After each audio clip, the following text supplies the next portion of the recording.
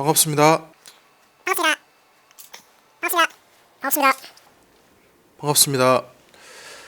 자, 오늘은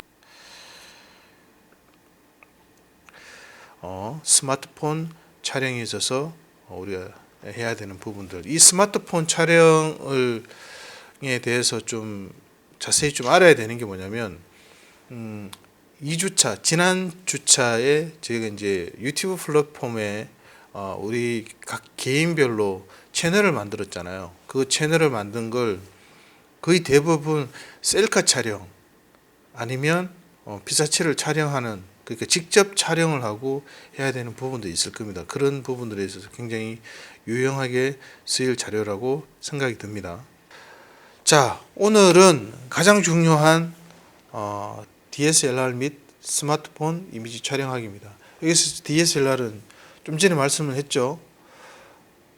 싱글 렌즈 리플렉스 이란 반사식이라고 했죠. 그 앞에 D가 붙었으니까 디지털 싱글 렌즈 리플렉스라고 이해하시면 되고요. 그리고 스마트폰은 여러분들이 가지고 있는 이것도 마찬가지로 SLR이 되겠죠. 그 스마트폰도 이란 리플렉스 방식이니까. 그리고 굳이 따지면 뭐죠? ENG 카메라죠. ENG 카메라에 대한 설명을 지금부터 해드리겠습니다.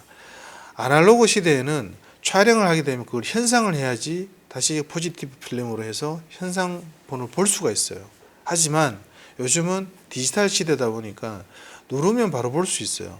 그런 부분들이 있다 손 치더라도 촬영을 임하는 사람들이 가장 중요하게 여겨야 되는 부분 중에 하나가 뭐냐면, 어떤 구도를 잡고 촬영을 시작을 했을 때 이 영상을 담아야 되는 그 시점이 되었을 때 셔터를 눌러서 기록하는 것이 가장 좋다, 중요하다라는 부분들을 말씀을 드리고 싶습니다. 자, 황금 비율은 1대 1.618이고요. 자, 그리스의 파르테논 신전이 가장 건축학적으로 황금 비율의 건물입니다.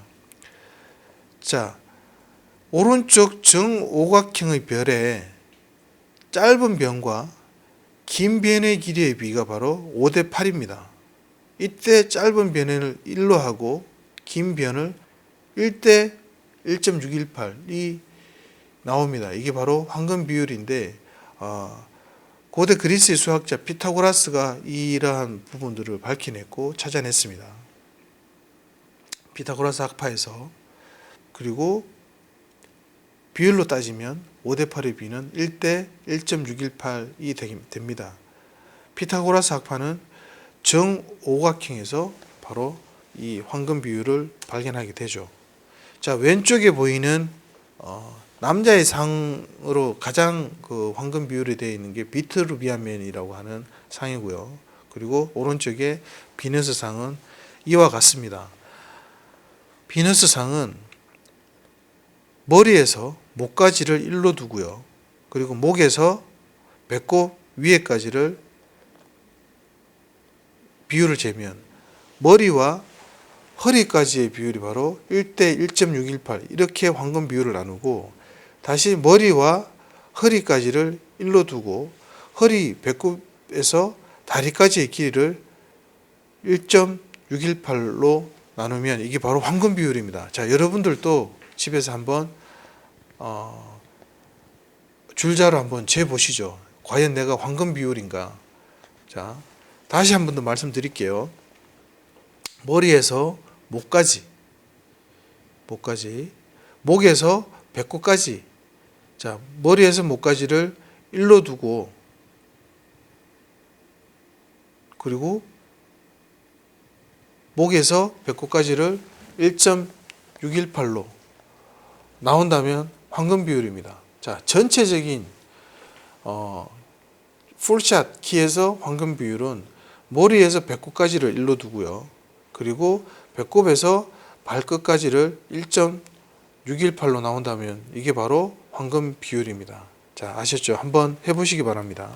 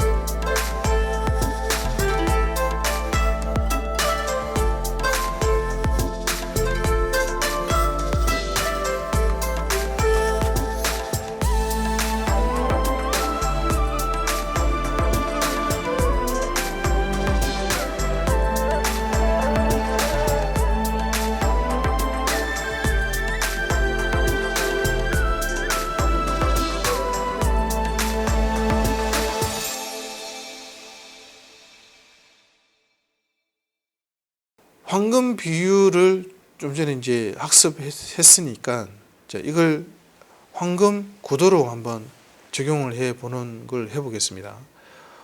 자, 그러면 건축에서 그리고 보여주는 비율에 의해서 황금 비율이 있다면, 자, 프레임에서 보여지는 황금 구도가 있습니다. 황금 구도는 한 화면을 9등분으로 나누었을 때 중간에 만나는 꼭지점을 1, 2, 3, 4로 정합니다.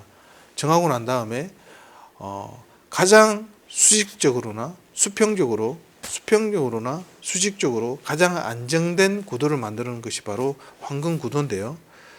자, 왼쪽에 보이는 그림과 같이 수평선, 안개 자욱한 수평선에 어부와 저 멀리 보이는 섬이 하나 보인다면 3번과 4번 구도의 수평선을 맞추고요.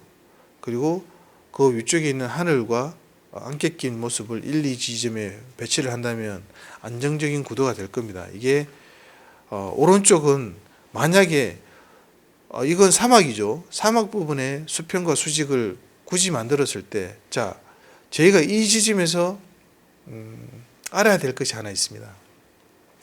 저희가 촬영을 함에 있어서 가장 중요한 것은 피사체를 담아내는 것입니다. 주인공을 찾아내는 것이죠. 지금 우리가 무엇을 찍을지, 이 사막에서 무엇을 담아낼지를 먼저 생각하고 난 다음에 프레임에서 하나, 둘, 3, 4에 만나는 교차점에 점을 찍고 자기가 원하는 주인공의 피사체를 그 꼭지점 안에 위치를 시킵니다.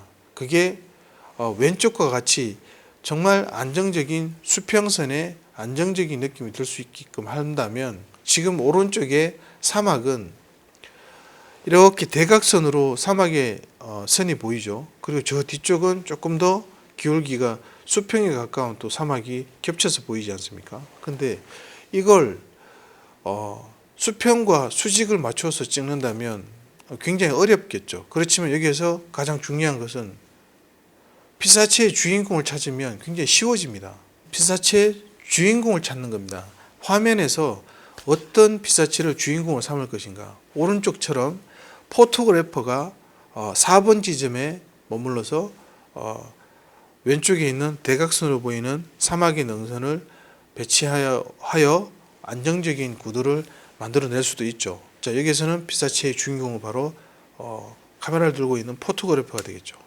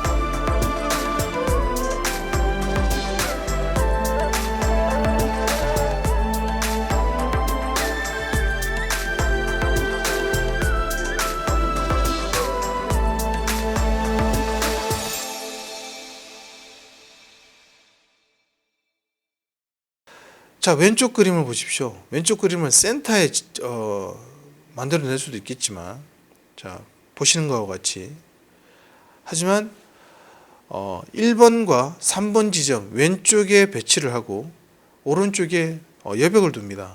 그리고 저 멀리 보이는 지평선과 하늘과 맞닿아 있는 지평선이 보여지게 되고요. 자, 이렇게 배치를 할 수 있는 부분들은 뭐냐면 저희가 영상을 만든다는 것은 감독의 의도를 카메라에 담아내는 스토리텔링을 해야 되는 부분들이죠. 그런 부분들에 있어서 이 황금 구도가 1번, 2번, 4번에 배치가 될지, 안 그러면 1번, 3번에 배치가 될지에 대해서 심도 있는 고민과 담아냄을 해야 될 것입니다. 자, 왼쪽에 있는 렌즈가 한 32mm 정도의 와이드 렌즈라면 오른쪽은 50mm 이상의 망원 렌즈가 되겠죠. 화면을 조금 더 잡아당겨서 클로즈업 시켜서 배치를 했을 때 이것도 마찬가지로 스토리텔링이 되게끔 1번, 2번에 배치한 것처럼 보입니다. 그리고 수직과 수평이 굉장히 안정적인 구도를 가지고 있죠. 자, 이번 그림은 만약에 그리드를 그린다면 1번과 2번, 3번, 4번 중에 이 나무는 4번에 위치해 있죠. 2번과 4번 위치에. 그리고 날아가는 철새들의 이미지, V자로 그리고 있는 철새들의 이미지는 1번에 위치해 있죠. 여기에서 피사체의 주인공은 뭘까요? 뭐가 되겠어요? 1번과 4번이 되겠죠. 그리고 그 다음 장면을 봐야지 정확하게 이게 어떠한 게 주인공인지를 알 수가 있겠지만 여기에서 보여지는 피사체의 주인공은 1번과 4번이지 않을까라는 생각이 들고요. 만약에 사자가 한 마리 어슬렁거려서 이쪽 나무 쪽으로 걸어간다면 이 그림의 주인공 피사체는 이 나무가 되겠고 4번에 위치한 나무가 되겠고요. 포수가 총을 쏴서 이 날아가는 철새들을 한두 마리 떨어뜨린다는 부분들이 된다면 이 다음 장면에 피사체의 주인공은 이 철새들이 되겠죠. 그런 부분에 있어서 지금 이 한 장의 사진만 본다면 1번과 4번에 위치한 가장 안정적인 구도로 보여지는 황금 구도로 보여지는 이 그림이 되겠죠. 다음 장면 보실까요? 자, 앞에 있는 땅이 굉장히 여유가 굉장히 많죠. 그리고 머리 위에 있는 나무 위에 있는 헤드룸이 굉장히 바듯하게 여유가 없죠. 굉장히 불안해 보이죠. 지금 이 부분을 보시면 자, 그리드를 한번 그어 보겠습니다. 1번과 두 개의 그리드를 긋고 3번과 4번 이 화면에서 그리드를 긋는다면 어떻게 될까요?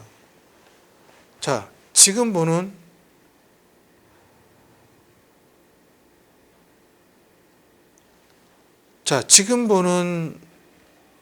나무의 화면은 어떻게 보이십니까? 안정적으로 보이십니까? 불안정하게 보이십니까?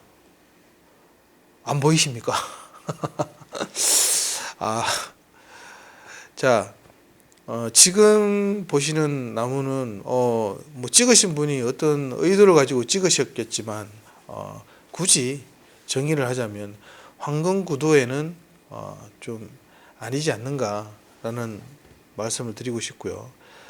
이 화면에 그리드를 친다면 두 개의 선을 그려서 9개의 구등분을 나눈다면 좀 전에 말씀드렸던 1번, 2번, 3번, 4번의 위치에 전혀 나무가 들어가 있지 않죠. 센터에서도 상단 부분에 위치해 있어서 앞쪽에 여유분은 굉장히 많고 나무 위에 헤드룸은 굉장히 없이 바듯해 보여서 화면이 굉장히 불안정해 보이죠.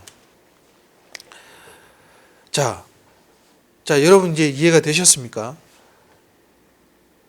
자, 황금 구도에 촬영함에 있어서 1번과 2번, 3번과 4번에 한 화면에 그리드를 그리고 난 다음에 4개 꼭지점 찍습니다. 그러고 난 다음에 내가 무엇을 찍어야 될지에 대한 정확한 주인공의 피사체를 만들어내고요. 좌상단 정확한 왼쪽의 그림과 오른쪽의 그림처럼 주인공을 찾아내고요. 그리고 이야기를 어떻게 전개해 내 가야 될 것인가에 대한 이야기를 어떻게 전개해 내 가야 될 것인가에 대한 계획을 짜시고 황금 구도의 꼭지점에 피사체를 배치하면 될 것 같습니다.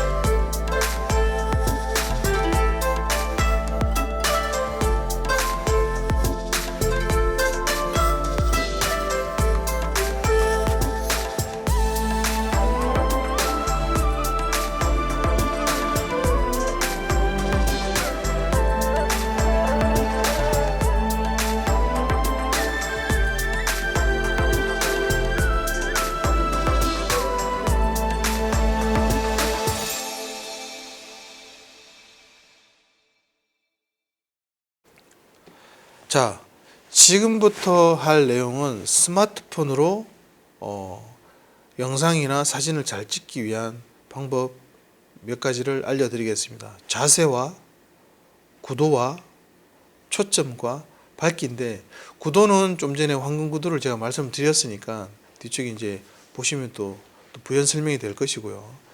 그리고 자세는 좀 전에 3강에서 이야기한 것처럼 카메라를 대하는 임하는 자세, 뭐 누구나 영상을 찍는 시대가 됐고, 그걸 여러분들은 조금 더 고퀄리티의, 여러분들은 조금 더 고퀄리티의 영상을 만들 수 있는 스마트폰에 있어서 일단 렌즈를 먼저 확인해 주시면 될 것 같습니다.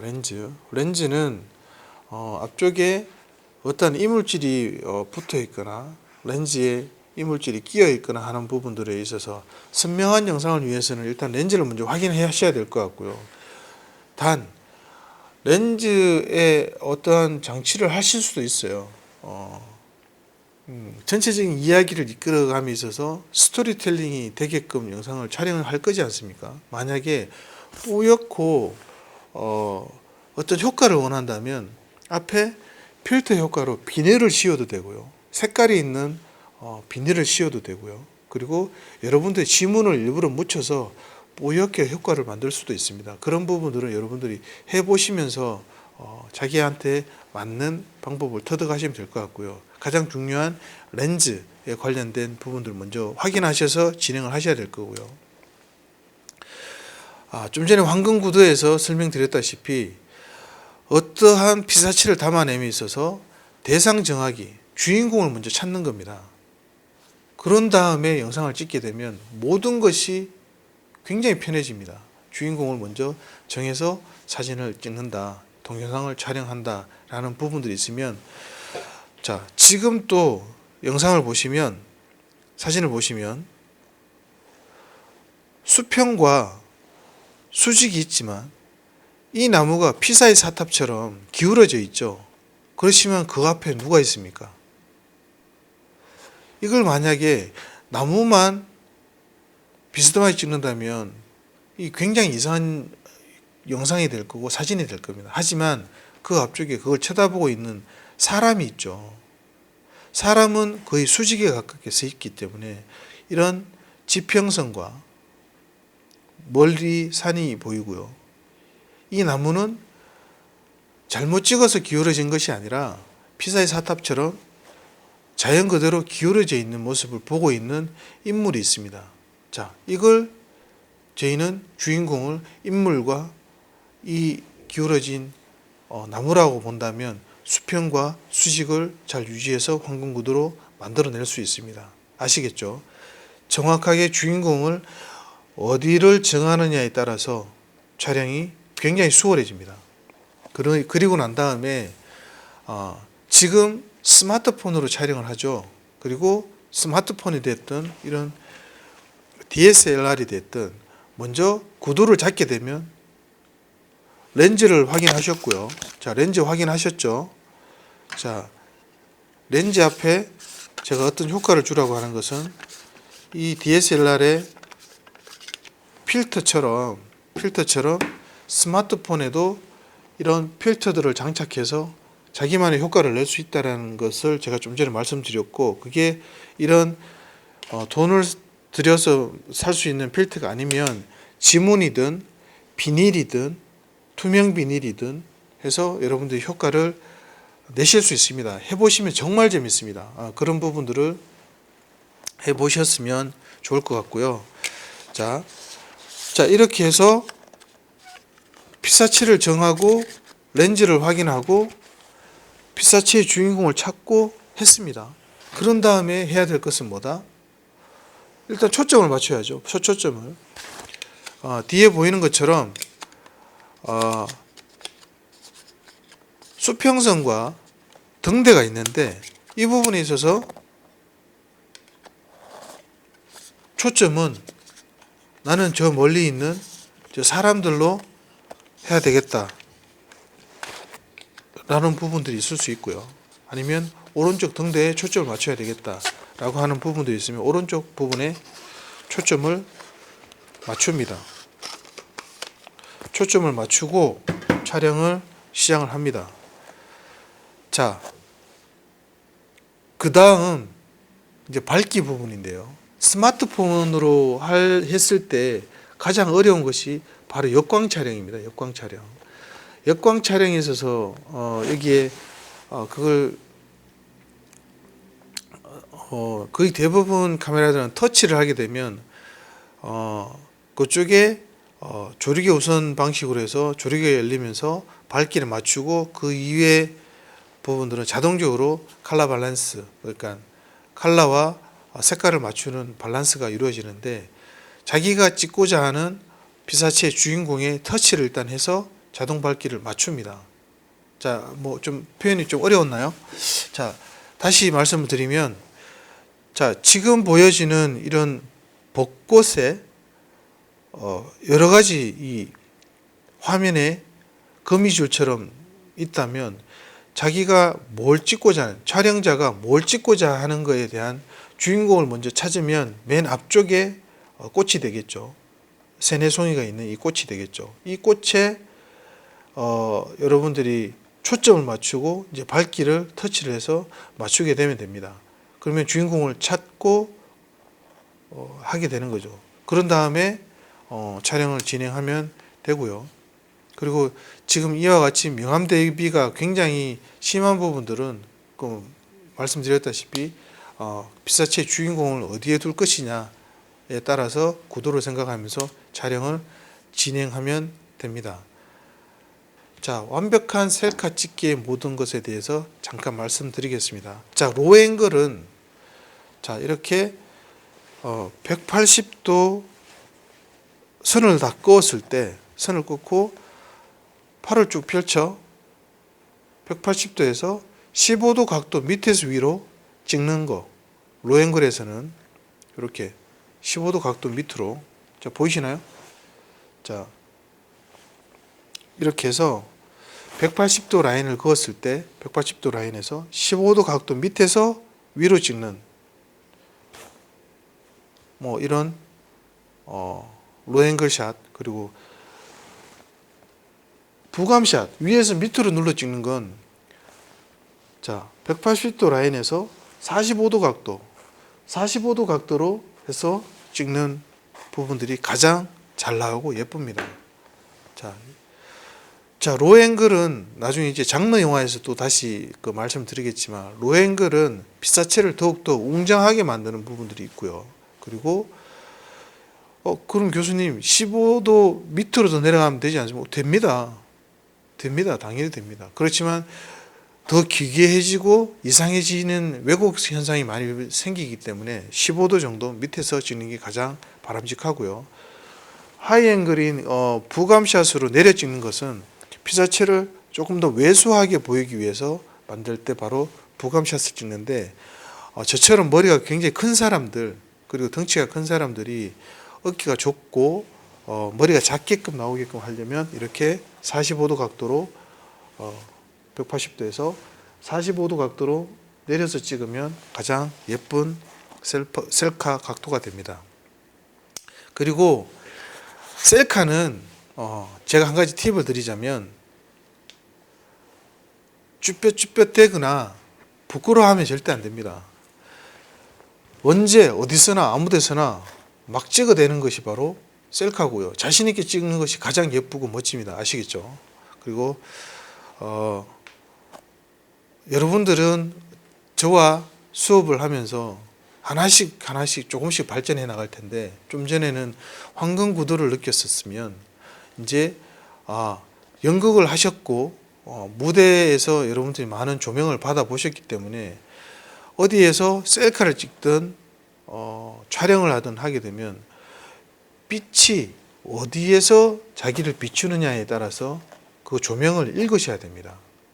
자, 이럴 때는 빛이 나한테 좋은 효과를 주는구나, 이렇게 뒤돌아 앉았을 때 어떤 효과를 주는구나 하는 부분들을 몸소 그걸 체험하시면서 카메라로 자기를, 본인을 담아내시면 됩니다.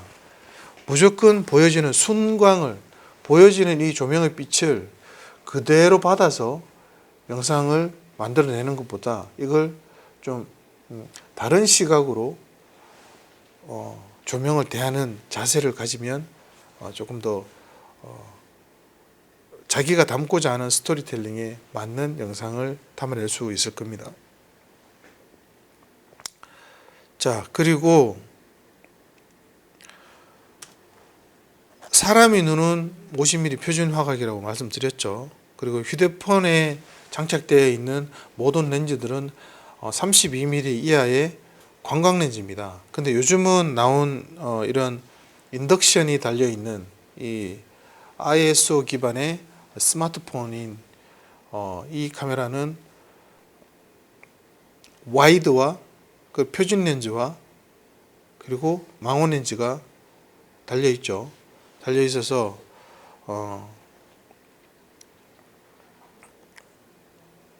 자기가 원하는 여러 가지 각도를 촬영해 낼 수 있습니다.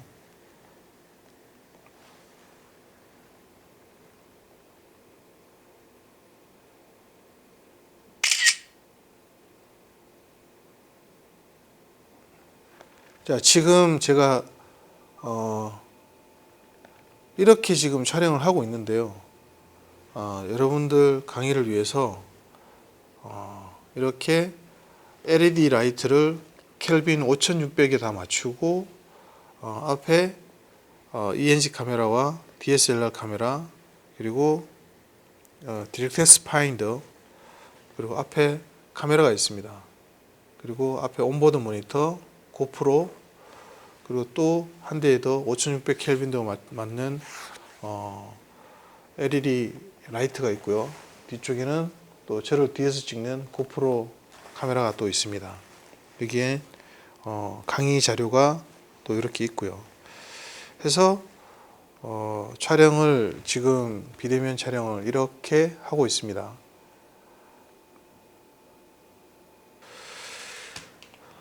자, 다음은 단체 사진 찍기입니다. 스마트폰으로 단체 사진을 이렇게 찍을 때 화면에 여러 가지 구도들이 있을 겁니다. 좀 전에 이제 사막에 있는 그 구도처럼 좀 복잡한 사진인데요. 여기에서 과연 내가 어떤 구도로 찍어야 될지를 먼저 정하는데 여기도 마찬가지로 먼저 내가 어디를 찍어야 될 것인지를 피사체로 주인공을 먼저 찾고 그런 다음에 그리드를 긋습니다. 황금 구도를 배치를 하고 그런 다음에 밝기를 이렇게 한 마리 양에 있는 이 언덕 부분에 줄 것인지 아니면 하늘 부분에 맞춰서 할 것인지를 했을 때 자기가 터치하고자 하는 부분들을 달라질 수 있습니다. 지금 부분은 하늘도 제대로 잘 살았고요. 그리고 이 거의 해질 무렵이 가까워 온 것 같은데 이 언덕 부분에 있는 부분들도 약간 실루엣으로 보이면서 양들의 어떤 질감들도 잘 보이는 부분들이 있습니다. 그래서 보면 하늘에 노출을 맞춘 것도 아니고 이런 양들이 풀을 뜯는 이 언덕에 맞춘 것도 아니고 한 중간 지점에 터치를 해서 이 전체적인 밝기를 맞춘 것 같습니다. 그런 부분들이 잘 표현이 됐고요. 해가 지는 부분에 이러한 풍경을 주 피사체로 둔 것 같아요. 이 양이 아니라. 그래서 1, 2, 3, 4로 그었을 때 이 지점에 황금 구도로 이 나무와 해질녘의 어떤 분위기를 만들어낸 것 같습니다. 자, 일상사진 찍기입니다. 일상사진 찍기는 각도나 여러분이 보는 거에 따라서 가장 많이 변화를 줄 수 있는 것이 바로 일상사진에서는 일상사진이나 지금 제가 일단 사진으로만 표현이 되어 있는데 사진이나 영상에 있어서 가장 변화를 줄 수 있는 것은 바로 각도입니다. 각도. 자, 우리 눈으로 보는 것은 아이 레벨 시선이고요. 그리고 아이 레벨보다 밑에서 보는 걸 밑에서 올려다 보는 걸 로 앵글이라고 합니다. 로 앵글. 자, 그리고 위에서 밑으로 내려다 보는 걸 하이 앵글이라고 하고요. 자, 로우 앵글은 밑에서 위로 보니까 안각, 밑에서 위로 올라본다라고 해서 안각이라고 하고 지금 위에서 내려보는 걸 부감이라고 해서 위에서 내려보는 걸 하이앵글이라고 합니다. 자, 지금 보이는 배경은 시계를 밑에서 위로 올려 보이는 주관적인 시점일 수도 있고 객관적인 시점일 수도 있는데 그 전에 어떤 컷이 붙느냐에 따라서 달라지겠지만 로우 앵글로 보여진 것입니다. 그러니까 일상사진 찍기에서 같은 내용을 다르게 좀 특별하게 표현하고 싶다면 각도를 달리해서 표현하는 것이 좋다라는 부분들을 말씀드리고요. 스마트폰 렌즈가 하늘을 향하고 호기심을 자극할 수 있는 것이 바로 로앵글이죠. 로앵글. 그리고 스마트폰이 기본 장착되어 있는 것이 바로 표준 렌즈 50mm가 아닌 그 이하인 32mm 이하의 광각 렌즈이기 때문에 그러한 광각의 왜곡들을 잘 활용해서 하면 더 재밌고 좋은 영상들을 담아낼 수 있을 겁니다. 자, 뒤쪽에 보이는 이 그림처럼 화분들이 수평과 수직을 이룸에 있어서 지금 꽃이 하나가 피어 있는 저 화분이 제가 보기에는 주인공인 것 같아요. 그러니까 어떻게 보면 3번과 4번 라인에 주인공 피사체가 배치가 됐고요. 그 1번, 2번, 어떻게 보면 3번의 포션이 좀 작긴 하지만 그러한 여백을 두면서 사진 촬영을 했다. 동영상 촬영을 한 것 같다. 그러면 만약 이야기가 되려면 오른쪽 그 3번 지점에 저 여백에 주인공이 앉아서 뭔가를 고뇌하거나 고민한다면 좋은 영상이 되겠죠. 자, 그런 부분들을 잘 생각해 주시면 되겠습니다. 자, 지금은 뭘 표현한 것 같습니까? 커튼? 이건 바람을 표현한 거죠, 바람. 자, 바람을 표현한 건데요. 바람을 표현함에 있어서, 자, 그러면 바람, 신남, 활기참, 눈물, 강풍, 바람, 화가남, 신남, 재밌다, 재미없다. 이걸 어떻게 표현할까요? 그렇죠. 대상이 되는 이야기 전개의 대상이 되는 연관이 있는 그러한 대상의 물체를 가지고 표현해낼 수 있죠. 창문을 열면 그 커튼 사이로 바람이 들어오는 것을 커튼이 움직이는 효과를 통해서 이게 바람이 어떠한 이야기를 끌어가는 거에 하나의 매개체가 되는구나 라는 걸 표현해낼 수 있습니다. 그런 부분들을 저희가 정한 것은 바로 여기에서 스토리텔링에서는 뭐가 되겠죠? 스토리텔링에서의 주인공은 바람이 되겠죠. 그렇지만 화면에 보여지는 주인공은 커튼이죠. 그러니까 대상을 이용해서 주인공을 만들어내는 방법도 일상생활에서 자주 촬영하고 하신다면 본능적으로 담아내기 편하실 겁니다. 지금도 마찬가지로 창가에 끼어 있는 어떠한 메모지의 이야기가 이게 여운이 될 수도 있고 어떠한 메시지가 될 수 있고 라는 부분들을 이렇게 표현했습니다. 자, 지금 보시는 필터 없는 풍경 사진입니다.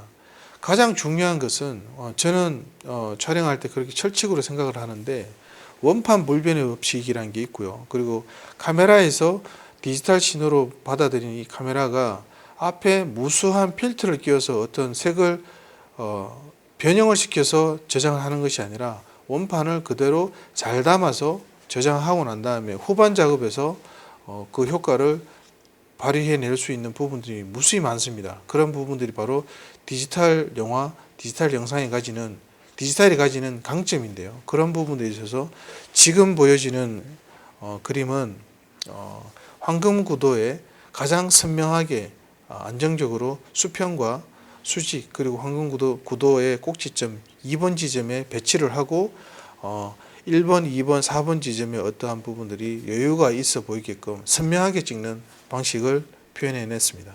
그리고 지금 비 오는 날의 사진은 비의 입자들을 살리려면 많은 무수한 장비들이 필요한데 그런 것이 아니라 비가 와서 유리창에 성에가 끼었든 그리고 비방울이 유리창에 떨어지는 장면들을 찍는다면 비가 오는 부분들 그리고 외로움 등등의 어떠한 메시지도 전달할 수 있는 부분들이 있습니다.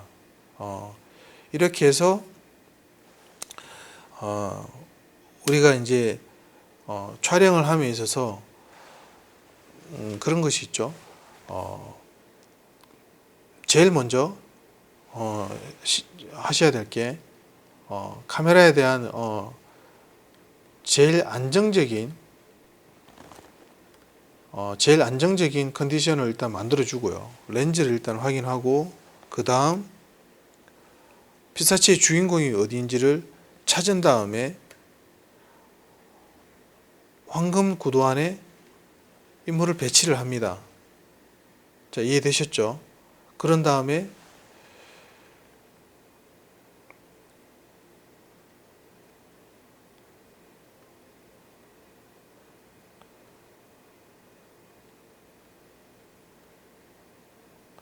자, 마지막으로 스마트폰 찍기에서 가장 중요한 그 네 가지를 다시 한번 더 정리를 하자면 먼저 가장 중요한 렌즈의 컨디션을 확인을 하고요. 카메라의 컨디션을 먼저 확인을 합니다. 확인하고 난 다음에 내가 주인공으로 삼아야 될 피사체가 어떤 것이냐를 빨리 판단합니다. 판단하고 그 판단할 수 있는 것은 이 장소와 이 화면에 있어서 이 상황에 있어서 다음 상황과 전 상황을 연결해주는 스토리텔링을 연결해 보았을 때 어떤 부분이 가장 최적화가 될 수 있는 부분들을 찾으면 주인공을 굉장히 빨리 찾을 수 있습니다. 주인공을 찾고 난 다음에 이러한 1번, 2번, 3번, 4번 이런 황금 구도 안에 그 인물을 배치를 시킵니다. 그런 다음에 초점과 밝기를 유지해서 찍으면 아주 여러분들이 좋은 동영상과 촬영을 그리고 나만의 영상을 만들어낼 수 있을 거라고 생각이 듭니다. 자, 많은 도움이 되었으면 좋겠고요. 자, 강의는 이것으로 마치고요. 과제는 이걸로 하겠습니다. 동영상을 찍되 가장 여러분들이 생각하시는 봄이라면 어떤 걸 표현했으면 좋겠다라는 부분들을 풍경과 인물과 어떠한 이야기를 담아서 원씬 원컷으로 동영상으로 제작을 좀 해주셨으면 좋겠습니다. 스마트폰으로 원씬 원컷으로 기록해 주셨으면 좋겠습니다. 그래서 그 영상을 짧게 30초 이내에 영상을 일단 제작을 해 주시고요. 30초입니다. 자, 그리고 카메라는 픽스, 아이 레벨이 돼도 되고요. 그리고 로우 앵글이 돼도 되고요. 그리고 하이 앵글이 돼도 되고요. 그래서 픽스로 30초, 딱 러닝 타임도 30초에 맞춰 주시면 좋을 것 같습니다. 자, 쉽죠? 재미있는 30초가 나왔으면 좋겠고 여러분들의 톡톡 튀는 봄이 되었으면 좋겠습니다. 절대 편집하시면 안 됩니다. 자, 거기에 음성이 들어가도 됩니다. 음성 들어가도 되고요. 그리고 그 안에 어떠한 자막들을 편집으로 인한 자막이 아닌 다른 효과들이 배치가 되어서 되는 그 구조물을 세워놓은 상태에서 해도 되고요. 그러니까 A4지에 어떤 내용을 적어서 그 내용을 이해시킬 수 있는 그런 스토리텔링은 가능합니다. 근데 절대 자막을 후 가공을 통해서 하면 절대 안 된다는 말씀 드리고 잘 기록해 주시기 바랍니다. 어렵지 않죠? 스마트폰으로 꼭 해주시고요. 자, 감사합니다.